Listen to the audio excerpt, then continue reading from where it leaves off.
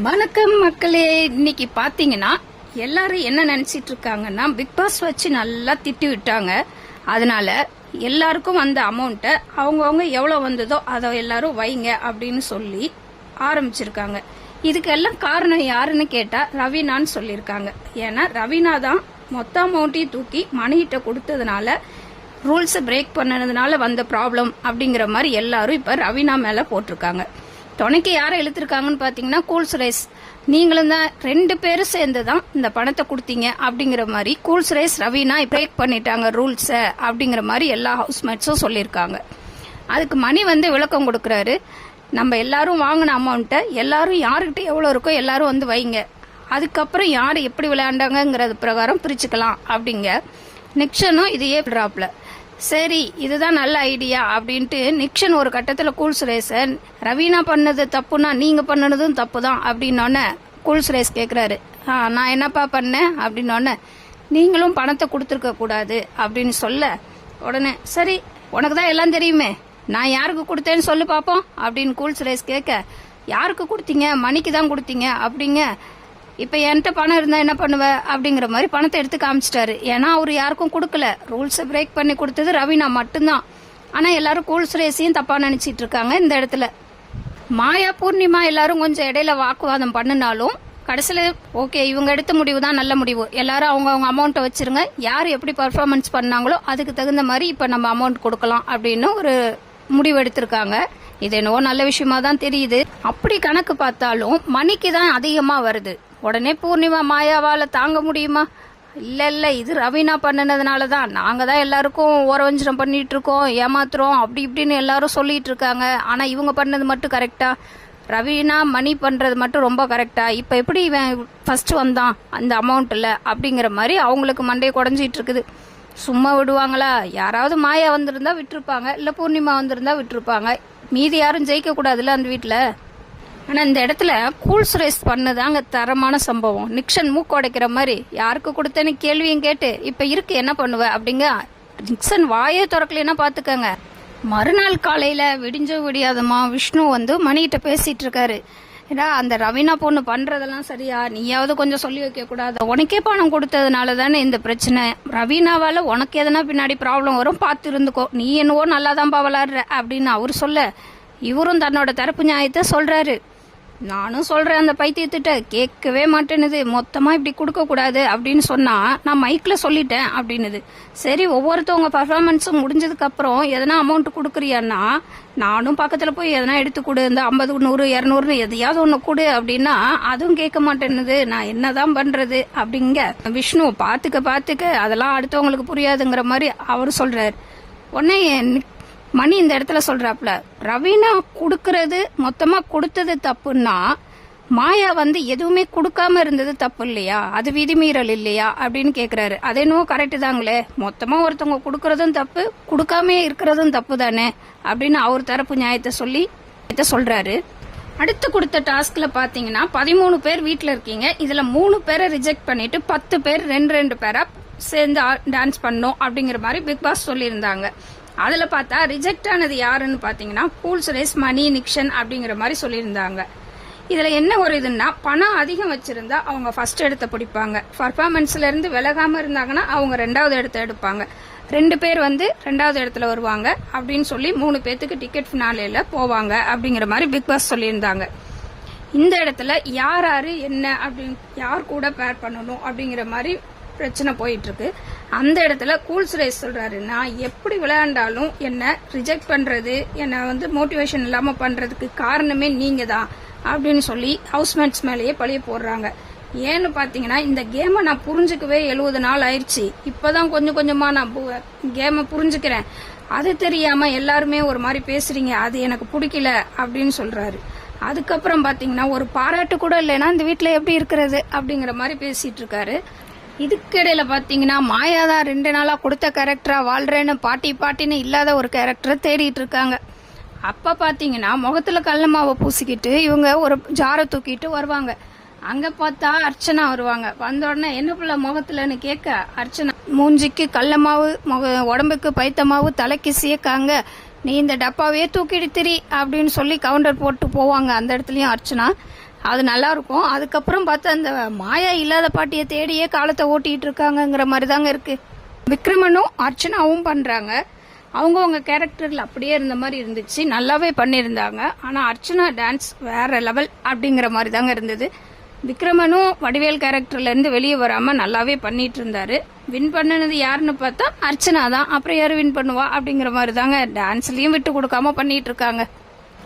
அதுக்கப்புறம் தாங்க இருக்கு பிரச்சனைங்கிற மாதிரி மாயா ரவீனா 2 பேரும் டான்ஸ் பர்ஃபார்மன்ஸ் பண்ணாங்க. மாயா வந்து காமெடியா பண்ணிட்டு இருந்தாங்க, காமெடி இருந்தது. ரவீனாவுக்கு ஸ்பேஸே கொடுக்காம ஆடிட்டு இருந்தாங்க. இடம் கொடுத்தாதானே அவங்க ஆடுறதுக்கு. அவங்களோட சாங் அவங்களோட லிரிக்ஸ் வர்றப்பையும் இவங்க தான் ஆடிட்டு இருக்காங்க. அந்த இடத்துலயும் பாத்தீங்கன்னா விட்டு கொடுக்காம அவங்கள ஆடவே விடல அப்படிங்கிற மாதிரி தான் மாயா பண்ணிட்டு இருந்தாங்க. அது என்னவோ எல்லாருக்கும் பிடிச்சிருக்குங்கிற மாதிரி சில பேர் வந்து ஃபர்ஸ்ட் எல்லாரும் நிக்ஷன் எல்லாரும் மாயா மாயா அப்படின்னு சொல்லிட்டு இருந்தாங்க நல்லா பண்ணது. விசித்ரா ஒரு இடத்துல சொன்னாங்க எனக்கு ரவீனாவை பிடிச்சிருக்குன்னு. அதுக்கப்புறம் தான் எல்லாருமே ரவீனாவை சொல்ல ஆரம்பிச்சாங்க. விழுந்து விழுந்து சிரிச்சாங்க மாயா பர்ஃபார்மன்ஸை பார்த்துட்டு. ஆனா எல்லாரும் சொன்னதுக்கு அப்புறம் யோசிச்சாங்களா என்னன்னு தெரியல, இந்த இடத்துல மாயாவை எதிர்த்து ஒரு குரல் கொடுத்தாங்க. நீங்க வந்து ரவீனாவுக்கு ஸ்பேஸ் கொடுக்கல, அதனால அவங்களால சரியா பண்ண முடியல.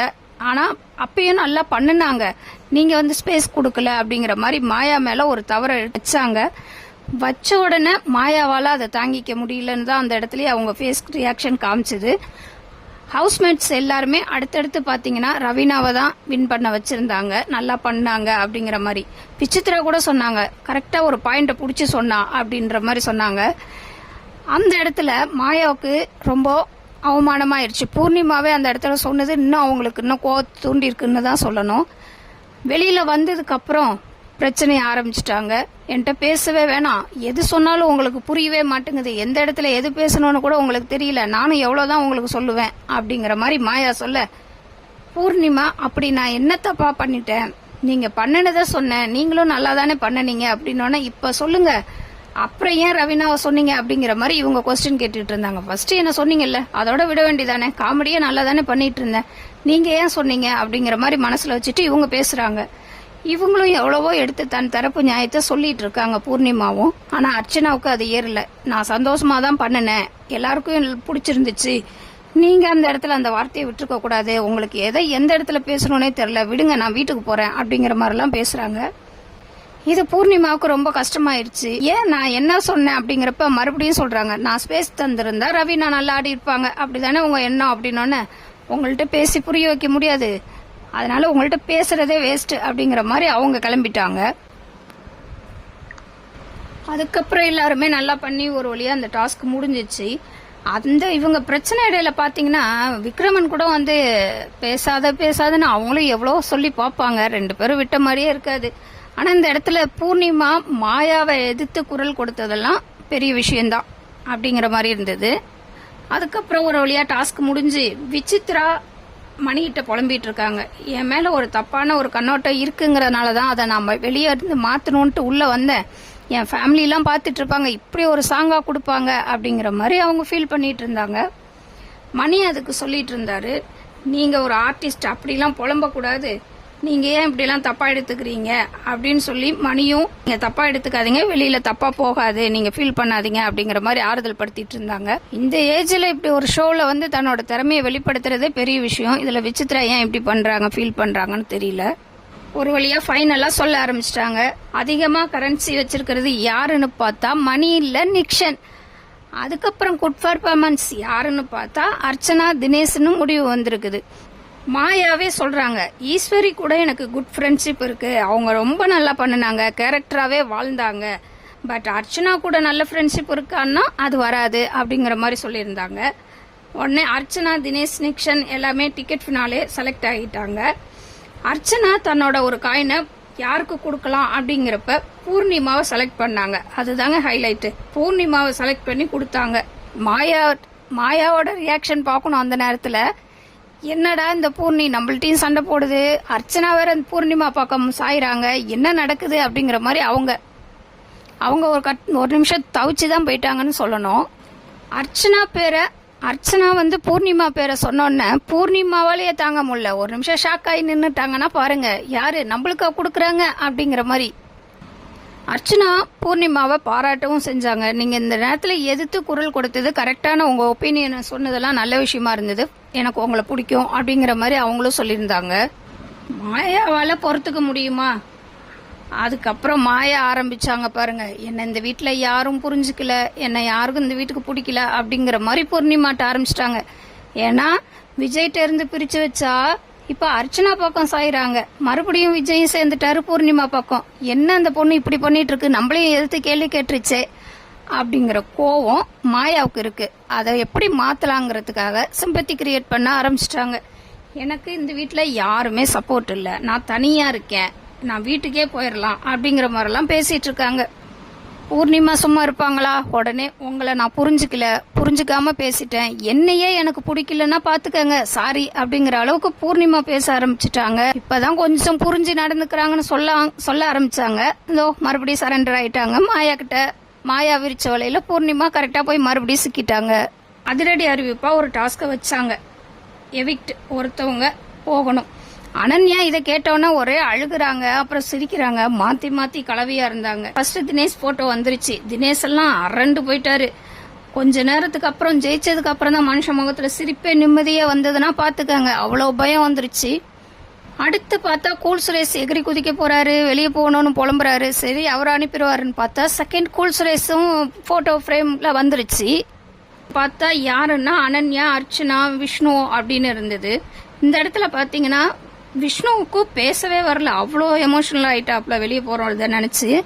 மாயா பாட்டி குரல்ல அனன்யா அனன்யான்னு அர்ச்சனாவை கொஞ்சம் அந்த இடத்துல கூட வெறுப்பேத்திட்டு தான் இருந்தாங்க. நிக்ஷன், கூல் சுரேஷ் நீங்க பெட்டி எடுத்துட்டு உள்ள போங்க அப்படின்னு பிக் பாஸ் சொன்னோன்னே அப்ப நிக்ஷனும் சேவ், எல்லாருமே சேவ் ஆயிட்டாங்க. 3 பேர் மட்டும் இருக்காங்க, அனன்யா, அர்ச்சனா, விஷ்ணு. இவங்க அவங்கவுங்க உங்களுக்கு லாஸ்ட் மினிட் இது என்ன சொல்ல வரீங்க இந்த பிக் பாஸ் வீட்டை பத்தி பேசுங்க அப்படின்ட்டாங்க. லாஸ்ட் ஃபியூ வேர்ட்ஸ் சொல்லுங்கன்னு சொன்னதுதான் பிக் பாஸ். விஷ்ணுலாம் அரண்டு போய் கண்ணுல தண்ணி வர்ற அளவுக்கு, எனக்கு இந்த வீடு ரொம்ப பெரிய விஷயம் இங்க வந்தது, யாரையாவது யாரையாவது கஷ்டப்படுத்தி இருந்தேன்னா சாரிங்க அப்படிங்க. மாயா ஓடி வந்து புடிச்சிட்டாங்க, ரொம்ப நண்பன்டா அப்படிங்கிற மாதிரி. அதுக்கப்புறம் பூர்ணிமாலாம் அழ ஆரம்பிச்சிட்டாங்கன்னா பாத்துக்கங்க. அர்ச்சனா ஒரே இதுல சொன்னாங்க, பாய், இந்த வீட்டுல எவிக்ஷன் ஜாலியா எடுத்துக்கிற ஒரே ஆளு யாருன்னா நான் தான். எனக்கு இது ரொம்ப பிடிச்சிருந்துச்சு, இவ்வளவு பேரோட அன்பை சம்பாரிச்சதுல எனக்கு ரொம்ப பிடிச்சிருக்கு இந்த மாதிரி அவங்க சொல்லிட்டு போயிட்டாங்க. Archana save, Ananya out. அனன்யா வெளியில போறாங்க இந்த வீட்டை விட்டு. முடிஞ்சது விசித்ரா. முடிஞ்சதுக்கு அப்புறம் ரவினாவை திட்டுறாங்க, நாமினேஷன் நேரத்துல நீ ஏன் கேட்கபேக்கன்னு சிரிச்சிட்டு இருக்க, உனக்கு ஃபீலிங்கா இல்லையா, மணி வெளியே போறேன்னப்ப நீ எவ்வளவு ஃபீல் பண்ண, அதே மாதிரி தானே எல்லாருக்கும் இருக்கும், ஏன் இப்படி சிரிக்கிற அப்படிங்க. எல்லாரும் தான் சிரிக்கிறாங்க, நான் மட்டுமா சிரிக்கிறேன் அப்படிங்கிற மாதிரி ரவினா சொல்ல, இனிமே அந்த மாதிரி எல்லாம் பண்ணாத அப்படிங்க. கூல் சுரேஷன் ஆளுதாரு, அப்ப மட்டும் என்ன பண்ணீங்க அப்படின்னா, கூல் சுரேஷ்லாம் ஒரு ஆளே இல்ல, அவர் வெளியே போற ஐடியாவே இல்ல, நீங்களா நினைச்சிட்டு இருக்கீங்க அப்படிங்கிற மாதிரி பேசி நீ எபிசோட முடிச்சிருக்கிறாங்க. இதுக்கு மேல என்ன நடக்கும்? வீக்கெண்ட் வருது, கமல் சார் முன்னாடி எப்படி இதுங்கன்னு மாயா ரவுண்ட் கட்டி எல்லாரையும் ஒம்பளுத்துட்டு இருக்காங்க. நல்ல பிள்ளையா இந்த வாரம் அதிகமா வருபட போறது கமல் சார்ட்ட யாருன்னு கேட்டீங்கன்னா ரவீனாவா தான் இருக்கும். நிறைய ரூல்ஸ் மீறி பிரேக் பண்ணி வம்பளுத்திருக்காங்க. பொறுத்திருந்து பார்ப்போம் அடுத்து என்ன நடக்குது என்று. நன்றி, வணக்கம்.